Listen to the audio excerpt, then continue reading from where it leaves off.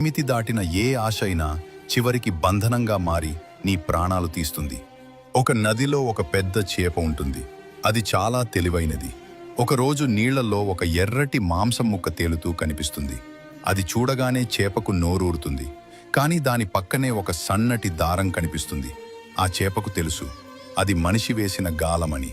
కానీ ఆ మాంసం ముక్క ఎంత రుచిగా ఉందంటే ఆ చేప తన విచక్షణను కోల్పోయి ఒక్కసారి తిని వదిలేద్దాం అని దాన్ని కోల్పుతుంది.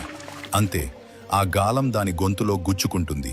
అది ఎంత గింజుకున్నా దారం వదలదు. యజమాని దాన్ని బయటకు లాగి చంపేస్తాడు. లోతైన సందేశం: ఆ చేపను మనిషి చంపలేదు, తన లోపల ఉన్న అత్యాశే దాన్ని నిలువునా బలి తీసుకుంది.